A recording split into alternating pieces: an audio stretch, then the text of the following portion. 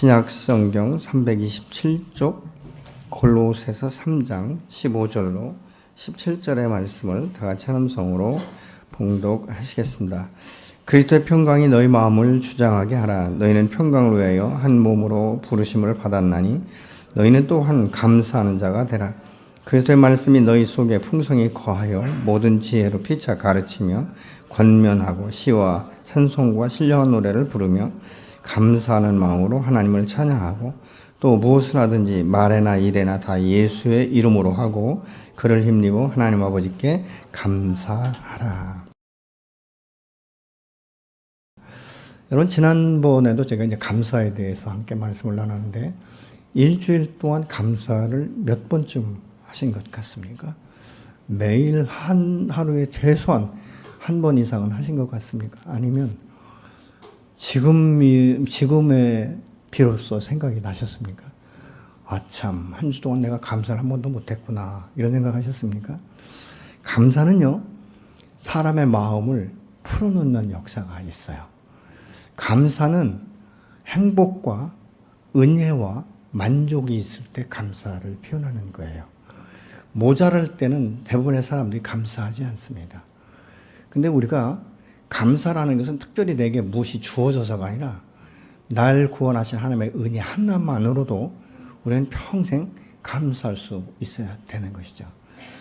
사실 이스라엘 백성들은요, 하나님 앞에 감사할 수 있는 것이 출애굽 한 가지만 가지고도 평생 감사할 수 있어야 돼요. 왜냐하면 애굽에서 노예 생활하면서 아무리 가마솥에 고기를 삶아서 하루 종일 그걸 퍼먹는다 할지라도 노예의 신분을 떠날 수가 없습니다. 자신이 노예의 신분을 떠나지 못하면 결국은 자손들도 애굽에서 여전히 노예로 살 수밖에 없는 것 아니겠습니까? 그러면 출애굽은 무엇입니까? 노예에서 자유롭게 해방된 것이죠. 우리의 출애굽은 무엇입니까? 예수 믿고 구원받아서 옛사람은 죽고 새사람에 의해서 하나님의 자녀의 권세를 가지고 신분과 권위가 바뀐 상태에서 사는 것, 이거 하나만 가지고도 우리는 평생 감사할 수 있어야 되는데 우리는 그 은혜를 삶의 현장 가운데 까맣게 까먹어버리는 것이죠. 받은 은혜를 세워보기보다는 받지 못한 것, 없는 것 때문에 불평하고 원망한다, 그 말입니다. 근데 이 원망, 이 불평, 이것은 무엇입니까? 조건적인 사랑을 요구하는 사람들이에요.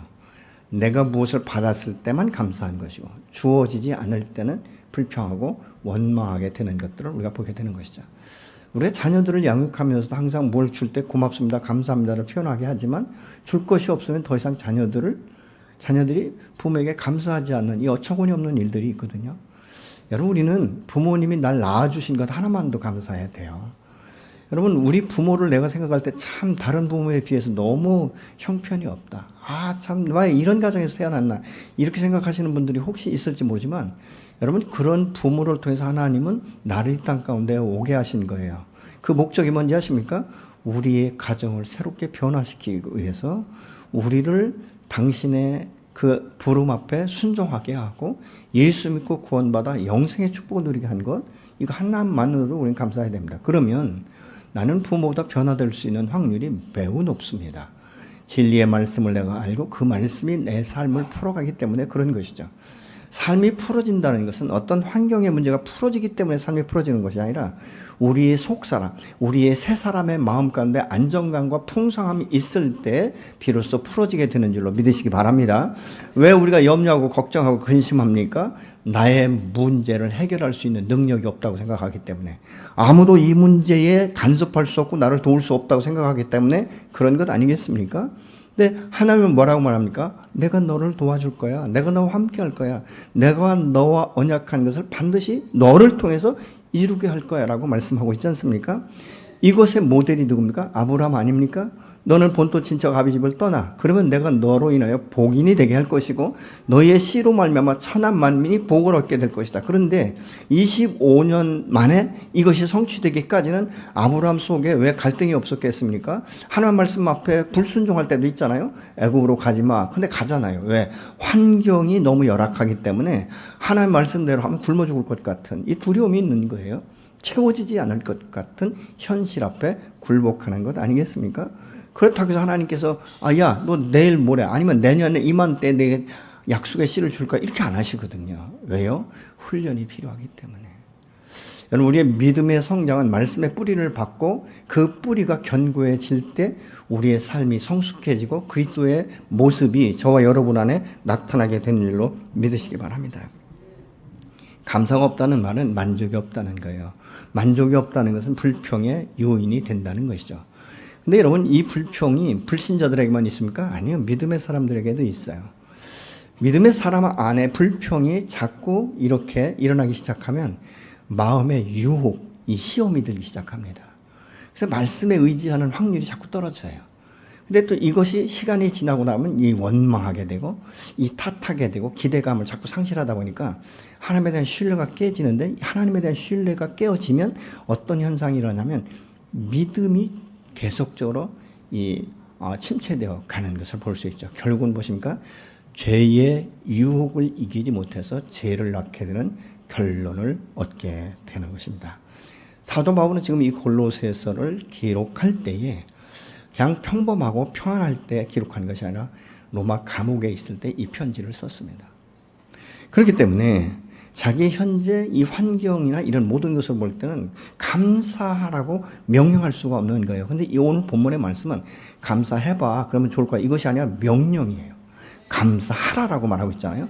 어떻게 감사합니까? 그리스도의 평강이 너의 마음을 지키게 하라고 말하고 있는 거예요. 그럼 그리스도의 평강이 무엇입니까? 예수 그리스도의 평강은요, 현실 앞에 두려워하지 않고 현실과 타협하려고 하지 않고 현실에서 도피하려고 하지 않았습니다. 어떤 것입니까? 십자가 앞에서도 주님은 그 마음 가운데 평정을 잃지 않았다는 것입니다. 그러면 이 주님의 평강이 어떻게 우리에게 임할 수 있는가? 그것은 주님이 우리에게 주신다라고 약속하셨기 때문에 그런 것입니다. 여러분, 우리는 때로는 이 고난 중에 주님을 만날 수 있게 되는 게, 요한복음 14장 27절 한번 같이 보시겠습니다. 평안을 너희에게 끼치노니 곧 나의 평안을 너희에게 주노라. 내가 너희에게 주는 것은 세상이 주는 것 같지 아니하니라. 너희는 마음에 근심하지도 말고 두려워하지도 말라. 예수님께서 우리에게 평강을 주신다고 말씀하고 있어요. 근데 이 평강이 너에게 임하면 너희는 마음에 근심하거나 두려워하거나 염려하지도 말라. 이렇게 분명하게 말씀하고 있지 않습니까? 그러면 이 그리스도의 평강이 우리 안에 어떻게 왔는가? 예수 그리스도를 통해서 십자가의 죄사함과 함께 그 죽음으로 끝나지 않고 부활의 생명으로 임하셔서 예수 믿고 거듭난 사람들에게 성령으로 임하시지 않습니까? 성령이 우리 마음 가운데 충만하게 임하면 우리는 그 그리스도의 평강 안에 안주할 수 있게 되는 줄로 믿으시기 바랍니다. 근데 이것이 우리의 삶 가운데 자꾸 믿어지지 않으니까 현실에 부딪히면 부딪힐수록 우리가 더 강건하고 주님 앞에 더 열정적으로 나가야 되는데 자꾸 우리는 뒤로 물러서서 침륜에 빠지기가 쉽지 않습니까? 그렇기 때문에 너희는 뒤로 물러 침륜에 빠지지 말라라고 말씀하는 것을 우리가 통해서, 성경을 통해서 알 수 있게 되는 것이죠. 사실 사도 바울이 이 평강을 우리 마음에 주장하도록 하라 이렇게 말하는데, 주장한다는 말의 원어상의 의미는 상을 수여하다, 판단하다, 다스린다 이런 의미예요. 그러니까 예를 들면 쉽게 말하면 이렇습니다. 이 그리스도의 평강은 내 힘이나 내 노력이나 내 의지나 내 지식이나 어떤 경험에 의한 것이 아니라 온전히 성령의 임재와 성령의 역사신 가운데 이런 일들이 일어난다는 것을 지금 말하고 있는 것이죠. 내가 무슨 일을 하게 될 때 우리가 어떻게 하나님의 뜻인 줄 아는가? 아주 쉽게 우리가 말한다면 이런 것입니다. 하나님 앞에 나갔을 때, 하나님, 내가 어떤 일을 해야 될지 제게 말씀해 주십시오. 이렇게 하고 기다릴 때 내 마음 가운데 굉장히 평안한 마음이 들 때가 있어요. 그러면 그 평안한 마음을 가진 쪽으로 우리가 선택할 수 있다는 것이죠. 다시 말하면 다스린다 이 말을 또 다른 말로 표현하면 내 마음은 내 뜻대로 되는 것이 아니라는 것입니다. 내 욕망이나 욕심이 아니고 내 이상도 노력도 의지도 지식도 경험도 아니라는 것이죠. 그렇기 때문에 이것은 하나님의 뜻 안에 순종하는 것이에요. 그런데 내가 하나님의 뜻 안에 내가 순종하지 않으면 결국은 우리는 이 세상 가운데 배워오고 쌓아온 어떤 경험된 이런 것들로 인해서 내가 계획을 세우고 추진한다는 것이죠. 그러면 이것은 굉장히 지혜로운 것 같고 때로는 그것을 통해서 내가 부자가 될 수도 있습니다. 그러나 그것은 하나님의 뜻이 아니라는 것입니다. 왜 그런가? 이 세상적인 것, 주님의 뜻이 아닌 것은 세상적인 것, 다시 말하면 옛사람의 정서를 따라서 내가 모든 것들을 계획했기 때문에 이것은 하나님의 편에 선 것이 아닌 것입니다. 결국은 세상 속에서 되어지는 것들이라는 것이죠. 그리스도의 평강이 내 마음에 들어오고 내가 그 평안에 사는 것은 주님께서 내 죄를 사하시고 내 안에 빛으로 임하시고 성령으로 역사하시기 때문에 새로운 피조물, 이 거듭난 자로서의 삶을 우리가 계속적으로 추구해 나가야 되는 것입니다. 그리스도의 말씀이 내 안에 있을 때 혼잡한 마음을 다스려 주시고 두려움과 근심의 결박을 풀어주시면서 내 마음과 생각을 살피시고 주님이 지혜를 주셔서 옳고 그른 것들을 분별할 수 있고 하루를 살아갈 수 있는 계획을 아주 아름답게 우리가 세워나갈 수 있다는 것이죠. 그리스도의 평강은 마음 깊은 곳에서부터 우리가 감사로 흘러나오게 돼요. 그렇기 때문에 우리가 기도를 할 때도 하나님 감사합니다라부터 우리가 시작을 해야 되는 것이죠. 빌립보서 4장 6절로 7절의 말씀을 같이 보시겠습니다. 아무것도 염려하지 말고 다만 모든 일에 기도와 간구로 너희 구할 것을 감사함으로 하나님께 아뢰라. 그리하면 모든 지각에 뛰어난 하나님의 평강이 그리스도 예수 안에서 너희 마음과 생각을 지키시리라. 아멘.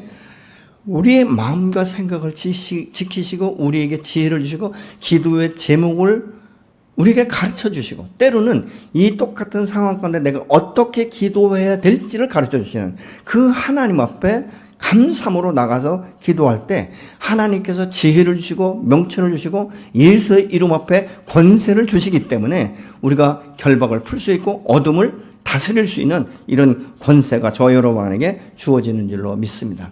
감사는요, 우리가 감사를 선택하지 않아서 그렇지 감사하기로 말하면요 얼마나 많은지 모릅니다.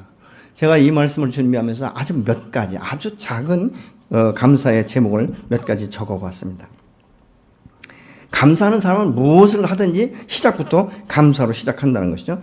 출근할 직장이 있어서 감사하고 출근할 수 있는 건강 주셔서 감사하고 움직일 수 있는 차를 주셔서 감사하고 퇴근하고 돌아갈 집이 있어서 감사하고 내가 오늘 걸어다닐 수 있어서 감사하고 자유롭게 숨 쉴 수 있어서 감사하고 자유롭게 말할 수 있어서 감사하고 판단 능력을 주셔서 감사하고 또 가족을 주셔서 감사하고 건강 주셔서 감사하고 구원받은 은혜에 감사하고 내가 보고 느낄 수 있어서 감사하고 들을 수 있어서 감사하고 여러분 얼마나 감사한지 모릅니다. 하나님이 내 아버지가 되신 것 감사하고 성령으로 내 안에 임하신다고 말씀하신 임하신 것 감사하고 기도의 제목을 주셔서 감사하고 응답하시는 것 감사하고 소망 주셔서 감사하고 평강 주셔서 감사하고 직립보행할 수 있어서 감사하고 의식주를 해결할 수 있어서 감사하고 음식의 맛을 느낄 수 있어서 감사하고 소화되는 것 감사하고 잠잘 수 있는 것 감사하고 예배 드릴 수 있어서 감사하고 볼 수 있어 감사하고 느낄 수 있어 감사하고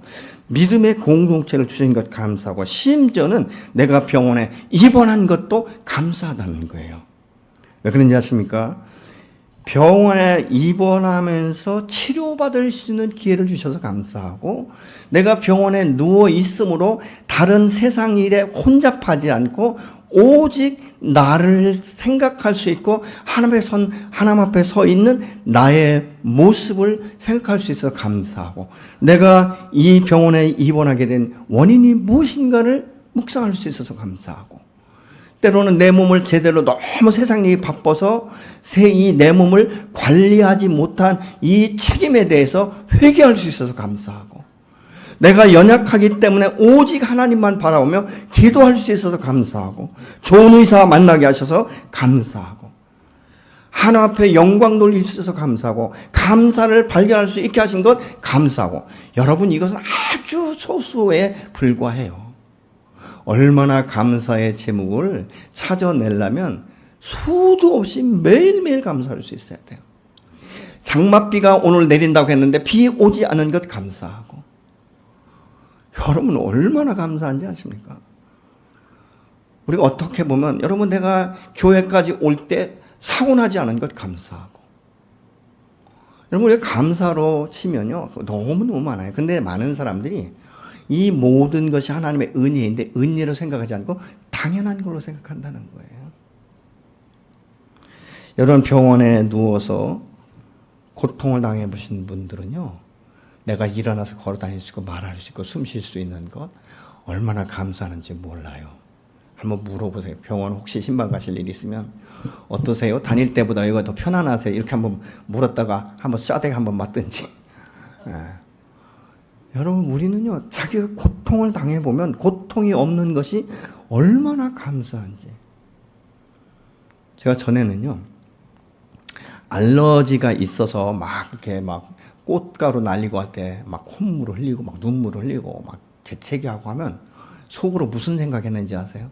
참 덜 됐다, 이런 교만한 마음이 있었어요. 근데 어느 날부터인가 제가 체질이 바뀌어가지고요, 아니 꽃가루 날릴 때 막 콧물 눈물이 막 쏟아지고요, 그래서 매일 콧물약 먹고 이러거든요. 얼마나 해겠는지 몰라요. 야, 그걸 내가 감사하지 않고 내가 교만했구나. 제가 어렸을 때 홍역하면서 천식이 와가지고 기관지가 굉장히 약해요. 그런데 그래도 저보다 더한 분들이 많더라고요. 그러니까 이만한 것도 감사하다, 이런 생각을 합니다. 여러분 어떻습니까? 똑같은 환경 가운데 내가 무엇을 선택하느냐는 결과가 굉장히 달라져요. 감사하는 마음을 갖는 사람에게는요, 굉장한 소망과 열정이 회복되기 시작합니다. 또 연약하지 않을 때는 우리가 기도할 생각하지 않아요. 근데 내가 육체가 연약하니까 기도의 잠을 깨우는 거예요. 기도할 수 있게 하는 거예요. 여러분 우리가 고난이 깊어지지 않으면 간절히 기도하는 것들이 약해요.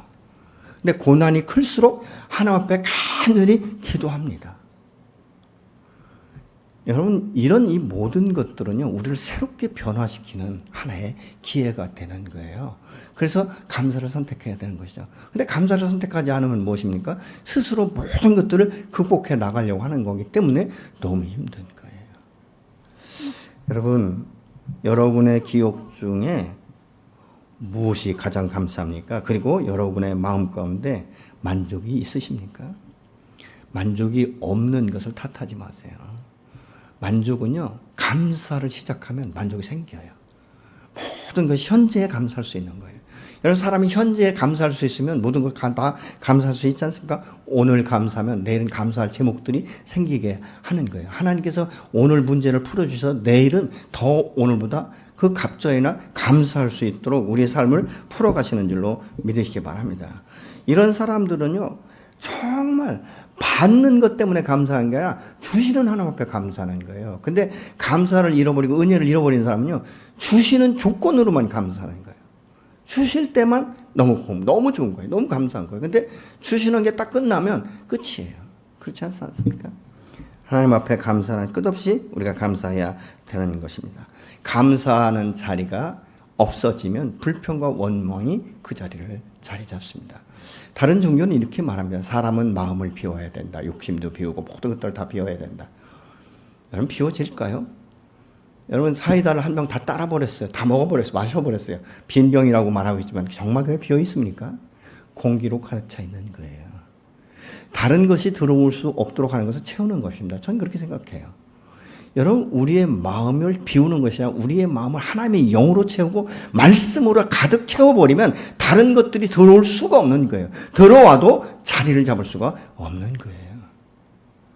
내가 무엇으로 채워지는가? 하나님의 말씀으로 채워지는가? 여러분 이 감사할 제목들은요, 우리가 생각하지 못해서 그렇지 생각만 하면 굉장히 많이 나오는 것들을 우리가 봅니다. 하나님의 사랑과 은혜로 우리가 자유케 되고 구원받았고 인도하시는 하나님과 함께 동행한다는 것 너무 감사한 것 아니겠습니까?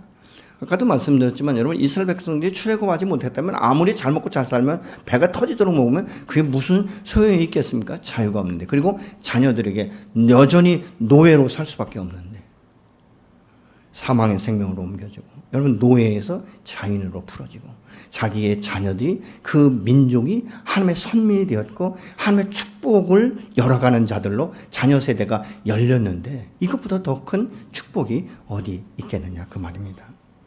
감사할 수밖에 없는 것이죠.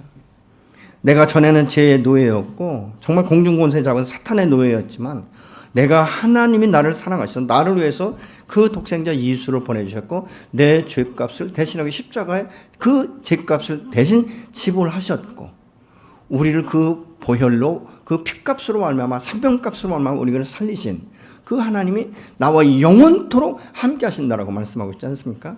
그 손에 붙잡히면 아무도 그 손에서 마녀보다 크시기 때문에 뺏을 자가 없다라고 요한복음은 말씀하고 있지 않습니까? 하나님 우리를 사랑하실 때 아낌없이 독생자를 주셨어요. 남김이 없는 것이죠. 왜요? 하나님은 그만큼 저와 여러분을 사랑하신 것입니다. 내 독생자, 내 아들을 아낌없이 내어줄 만큼 우리에게 사랑과 긍휼과 은혜와 자비를 베푸신 것입니다. 여러분은 어떻습니까? 감사할 때 기쁘십니까? 감사하지 않을 때가 더 기쁘십니까? 내가 감사를 선택하는가? 감사를 내가 불평을 선택하는가? 나도 모르게 무의식 중에 이건 선택하는 거예요.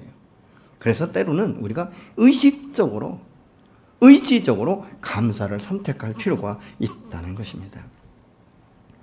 아까도 말씀드렸지만 여러분 믿음의 사람도 감사가 없으면 불평이 나오고요. 불평하다 보면 시험에 들고 원망하다 보면 신앙이 떨어지고 믿음이 소망 안에서 정상적으로 작동되지 않기 때문에 실족하기가 참 쉽습니다.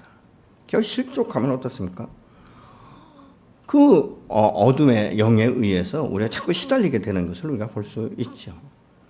여러분은 삶의 현장 가운데 무엇을 선택하시겠습니까? 아니, 지금 이 시간 여러분들은 어떤 것을 선택하시겠습니까?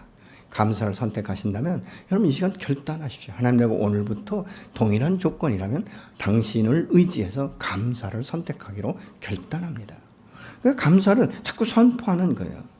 우리가 평강을 지속하려면요, 그 말씀과 주의 이름의 권세 안에 내가 날마다 서야 되는 것이죠. 16절 보시겠습니다. 그리스도의 말씀이 너희 속에 풍성히 거하여 모든 지혜로 피차 가르치며 권면하고 시와 찬송과 신령한 노래를 부르며 감사하는 마음으로 하나님을 찬양하고 이렇게 말씀하고 있어요. 그리스도의 말씀이 어디로부터 왔습니까? 하나님으로부터 온 것이에요. 요한복음 17장 8절의 말씀을 같이 보시겠습니다. 나는 아버지께서 내게 주신 말씀을 그들에게 주었습니다. 그들은 그 말씀을 받아들였으며 내가 아버지께로부터 온 것을 참으로 알았고 또 아버지께서 나를 보내신 것을 믿었습니다.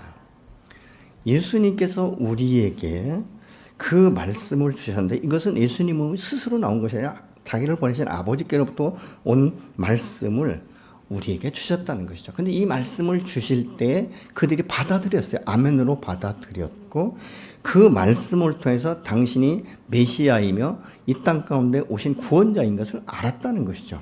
그리고 그것을 믿음으로 말미암아 그 주님의 주님 되심을 인정하기 시작한 것이죠. 그래서 그리스도인의 삶 가운데 평강이 지속되고 감사가 지속되려면 말씀의 뿌리를 내려야 되는데 성경에 보면 이 말씀은 잘 박힌 목과 같이 우리 심령에 박히는 것이죠. 말씀이 내 심령 가운데 꽂히는 거예요. 이 말씀이 묵상이 되어지고 이 말씀이 암송이 되어지고 기억이 되어지는 것들을 말하고 있죠. 때로는 내 마음 가운데 내 삶 가운데 환경의 요인으로 내 마음이 물결처럼 요동칠 때도 말씀을 우리가 붙들고 있으면 견고한 그 진처럼 세워지는 역사가 일어나게 되는 줄로 믿으시기 바랍니다. 우리가 흔들리지 않는 것은 무엇입니까? 소망 가운데 인내할 수 있는 것은 언약의 말씀이 있기 때문에 그런 거예요. 나와 언약하신 하나님은 신실하시기 때문에 변함이 없으시기 때문에 그분은 시건하지 않기 때문에 그 말씀을 붙들고 인내하는데 나 홀로 내 힘으로 내 의지로 인내할 수 있는 것이 아니라 성령이 내 안에서 도와주신다는 거예요. 인내할 수 있도록. 아멘이십니까? 그래서 나는 부족하고 연약하지만 주께서 붙들어 주시기 때문에 되는 것이죠. 여러분 기적이 상식이 될 수 있는 것은 무엇인지 아십니까? 그 말씀에 의지해서 그물을 내리듯이 순종하는 거예요. 삶으로 적용하는 거예요. 말씀의 능력이 따라옵니다. 그리고 믿음의 역사가 분명히 나타나게 되는 것이죠. 베데스다 연못가에 요한복음 5장은 베데스다 연못가에 38년 된 환자를 주님이 찾아가시죠. 얼마나 많은 사람들이 있었겠습니까? 요즘에 어떤 기도원에 안수하면 낫나 이런 소문만 나면요 전국 각처에서 몰려오는 것을 볼 수 있어요. 근데 예수님께서 그에게 가서 뭐라고 말씀하시죠? 야, 너 낫고 싶으냐? 이렇게 질문하는 거예요. 그러면 아마 이 사람이 보면 몰라? 이 젊은 것이 이렇게 얘기할 수도 있어요. 근데 그 사람은 주님이 말씀하시는 의미를 잘 깨닫지 못하죠. 이게 이 연문 물이 동할 때 누구든지 가장 먼저 들어가면 낫는다고 내가 듣고 이곳에 와 있는데 나를 도와줄 사람이 없습니다. 여러분 처음에 왜 도와줄 사람이 없었겠어요? 누군가에 의해서 왔지 자기가 뭐 굴러서 거기까지 왔겠습니까? 누군가는 그곳 가운데 데려다 준 거예요. 그러면 그 사람이 하다못해 며칠이라도 그곳에 있었을 거라는 거죠. 그런데 장병에 효자 없다고 계속적으로 그곳에 머물 수 없으니까 간 것이죠. 근데 이 사람이 딱히 어디로 갈 수도 없는 게 딴 데 가봐야 별 수 없지 않습니까? 그냥 누워 있는 거예요. 근데 그 사람에게 주님이 찾아오셔서 내가 낫고자 원하느냐. 그러면서 주님이 하시는 말씀이 이렇게 말씀을 합니다. 내 자리를 들고 일어나 걸어가라. 그러니까 그 사람이 일어나서 걸어가지 않습니까? 그 말씀에 순종한 거예요.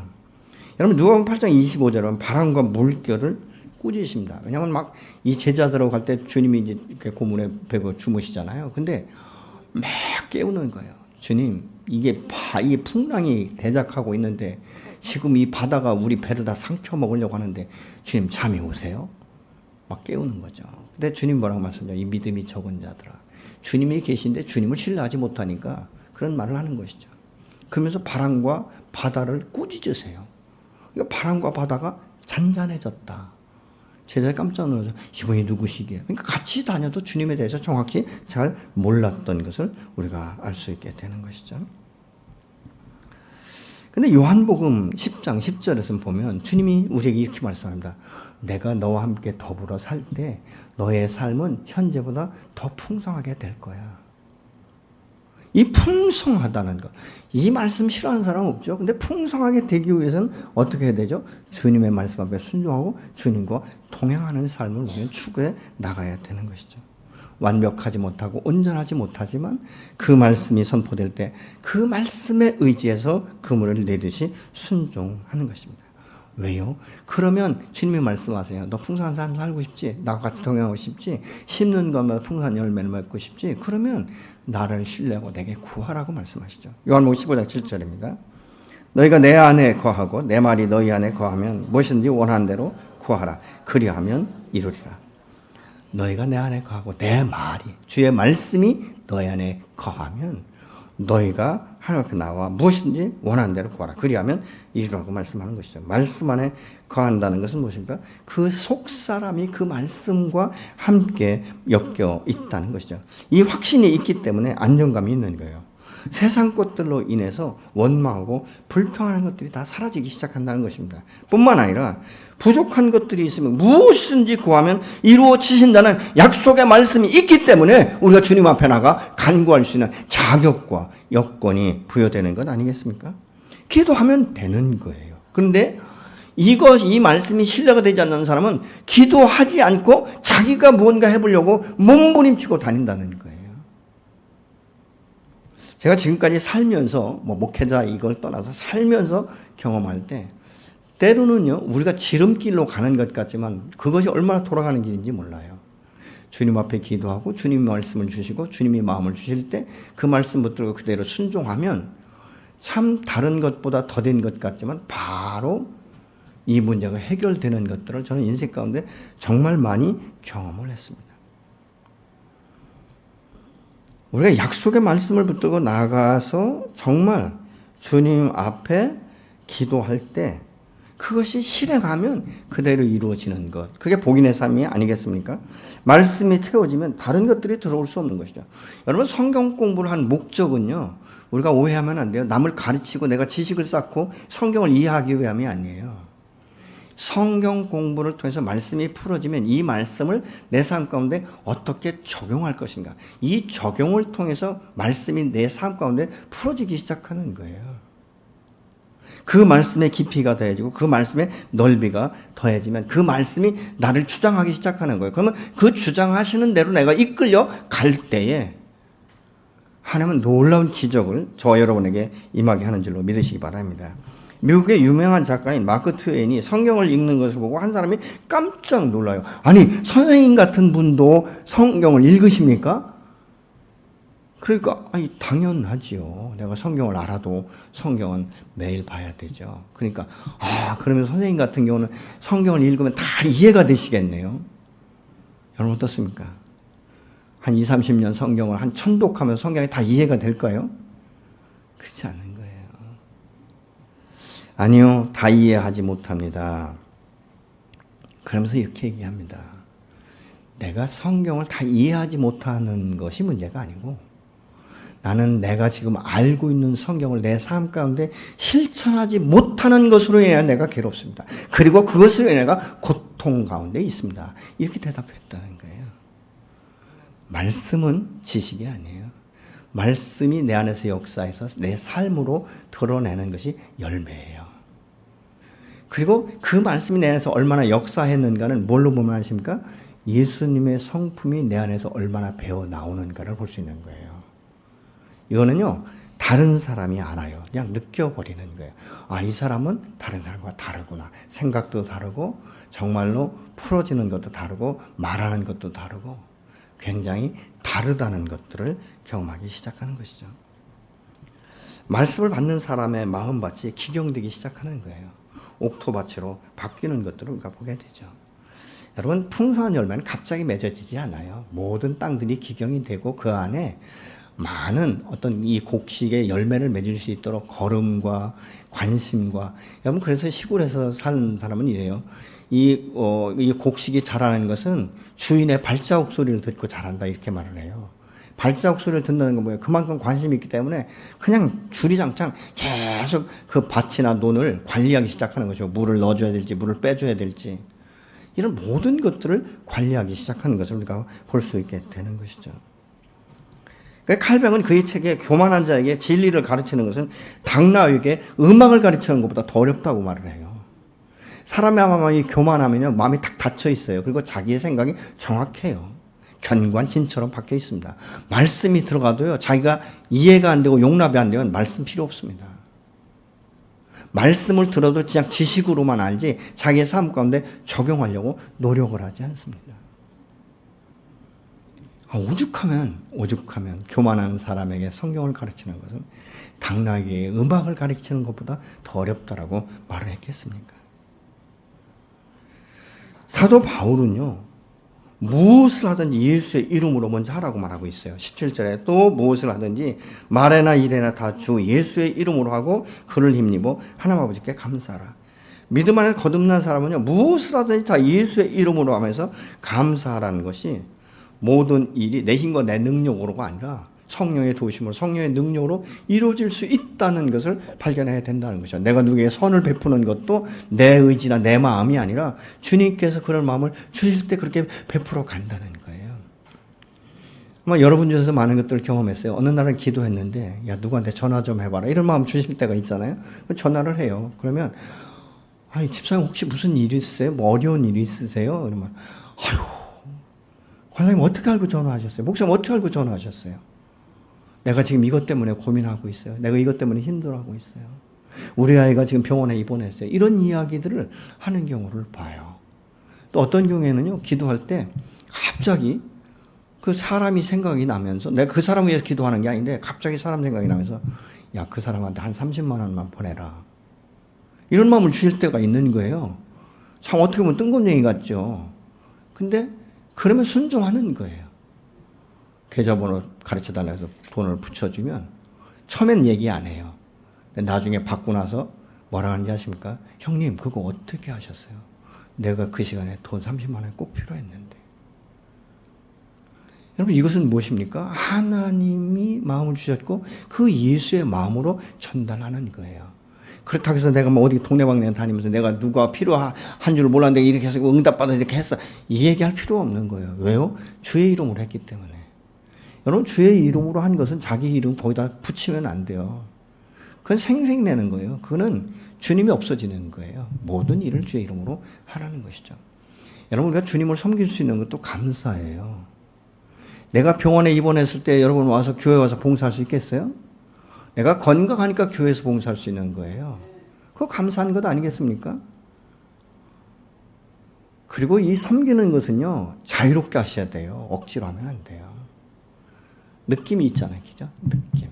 억지로 주나 기쁨으로 주나. 애들도요. 부모한테 용돈 받을 때 얼굴 보고 왔잖아요. 아, 기쁨으로 주시는구나. 아, 억지로 주는구나. 받으면서 기분 나빠한다니까요. 여러분 하나님 앞에 받으면서 기분 나빠하시는 분 혹시 계십니까? 그렇진 않죠. 안 주셔서 기분 나쁘죠. 근데 여러분 우리는 어떻게 이 문제를 해결할 수 있는가? 예수의 이름으로 하고 그러면 하늘의 이치를 깨닫는 법을 하나님께서 가르쳐 주세요. 하늘의 이치가 무엇인지, 내가 오늘 무엇을 해야 될지 예수의 이름으로 믿음 안에 순종을 통해서 깨닫게 하시는 이인 예수의 이름을 높이면서 나갈 때 하나님 그 문을 여시며 쌓을 곳이 없도록 차고 넘치도록 부어주시는 하나님의 풍성한 은혜가 저와 여러분 안에 임하게 되는 일로 믿으시기 바랍니다. 여러분 혹시라도 내 마음 가운데 나는 그렇게 신앙생활을 오래 했어도 아직도 나는 은혜를 못 받은 것 같아. 하나님 앞에 내가 감사할 수 있는 게 별로 없어. 이런 생각하시는 분은요. 제가 직선적으로 말씀드릴게요. 회개하십시오. 하나님이 주신 게 너무 많아요. 왜요? 오늘 생명도 내게 연장시켜 주셨잖아요. 여러분 생명 여러분이 힘으로 일어난 줄 아세요? 눈 뜬 줄 아세요? 말할 수 있는 줄 아세요? 아니에요. 하나님의 은혜예요. 하나님의 은혜가 멈추면 우리의 삶이 멈춰버려요.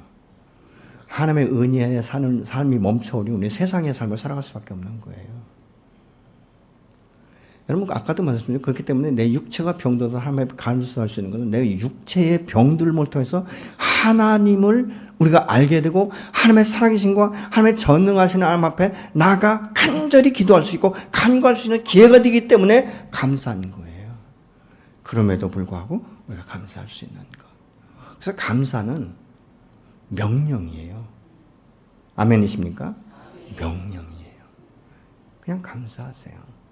오늘 식사하실 때도 밥 먹을 수 있어서 감사하고 우리 같은 한 몸 안에서 함께 대화할 수 있어서 감사하고 근데 이 말씀이 내 안에서 역사하기 시작하면요 그 예수의 이름 앞에 권세가 흘러가기 때문에요 그 영향력이요 내 주변에 흩어져서 흘러가기 시작하는 거예요. 그래서 어떤 분은 이런 얘기해요. 야 너가 교회 다니기 전과 후가 달라서 나 너희 교회 가고 싶어. 네가 믿는 예수 믿고 싶어. 이런 사람들이 주변에 생겨나요. 저는 그런 분들이 여러분의 주변 가운데 많이 이루어지기를 예수로 축복합니다.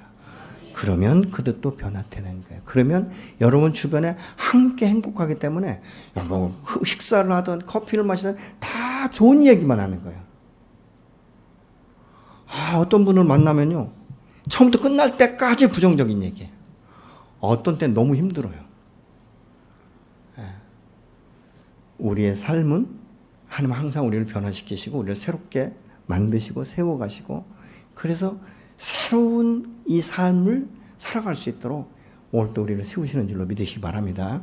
우리 하나님은 과거의 죄수성 가운데 있었던 이 세상 속에 살던 옛사람을 벗어버리게 하시고 새 사람으로 입히시며 새롭게 살아갈 수 있는 말씀을 주시고 새로운 성품을 그 안에 집어넣으시고 그 안에서 역사하셔서 그것을 이룰 수 있도록 성령께서 오늘도 저와 여러분 안에서 말씀하시고 역사하시고 지도하시는 줄로 믿으시기 바랍니다. 그래서 우리가 사는 거예요. 저는 우리 성도들이 날마다 행복했으면 좋겠어요. 날마다 그냥 기뻤으면 좋겠어요. 날마다 감사했으면 좋겠어요. 그래서 혹시라도 여러분 서로 통화할 때 참 주님 안에서 집사님이 있어서 참 고마워, 감사해. 내가 이런 어려움들을 이야기할 수 있고 들어줘서 감사해. 이렇게 계속 감사를 먼저 표현하시면 여러분의 묶임들이 계속적으로 풀어가기 시작할 거예요. 그러면 그 배에서 정말 깊이 생수의 근원에서 나오는 생수의 강이 터져 올라와서 흘러가게 되는 줄로 믿으시기 바랍니다. 전 그래서 우리 성도들이 참 행복했으면 좋겠어요. 주일날 교회 올 때마다 하나님이 이렇게 일주일 동안 해하셔서 너무 감사해요. 너무 행복했어요. 하나님이 이렇게 공급하셔서 너무 은혜로웠어요. 이런 간증들이 수없이 일어나기를 예수님을 축복합니다.